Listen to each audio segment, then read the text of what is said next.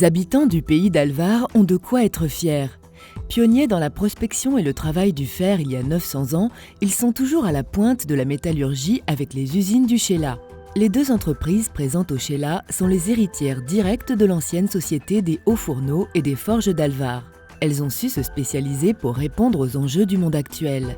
Si nous prenons le temps de regarder derrière nous, cette spécialisation n'est pas la première évolution qu'ait connue le travail du fer à Alvar. En 9 siècles, des hommes entreprenants ont innové et ont fait évoluer les techniques et les savoir-faire vers une métallurgie moderne. Les petits moulins et martinets individuels qui produisaient des clous et des outils le long du Bains et du Bréda sont loin maintenant. Les moines chartreux ont donné une autre dimension à l'exploitation du fer dès le XIIe siècle en concentrant une partie des ressources et des activités sur le site de Saint-Hugon.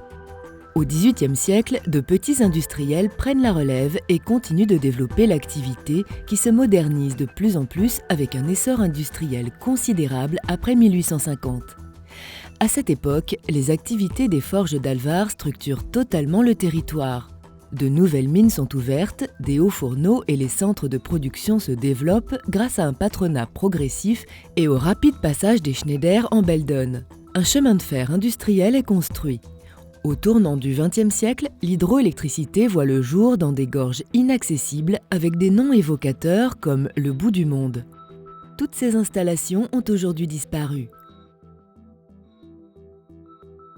Les sites changent, mais les savoir-faire et la capacité d'entreprendre restent intacts. Asco Métal produit chaque année 160 000 tonnes d'acier spéciaux de type rond, plat, laminé ou usiné.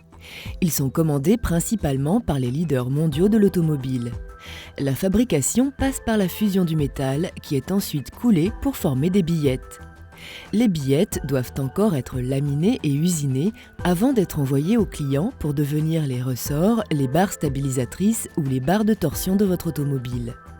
Chez Winoa, la spécialité, c'est la grenaille, qui permet notamment de nettoyer la surface des pièces en acier et de faire de la découpe de pierre.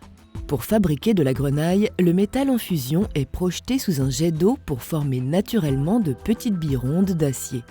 C'est l'atomisation. Une fois triées par taille, les billes peuvent être utilisées, comme ici, pour polir cette pièce en acier. Cette grenaille se retrouve employée localement, comme à Arvillars, à la taillanderie Fiscar-Le Borgne ou à Saint-Pierre-d'Alvar par la fabrique d'aimants Euromag. Découvrez les vidéos de ces entreprises qui participent elles aussi à maintenir des savoir-faire et un patrimoine industriel vivant.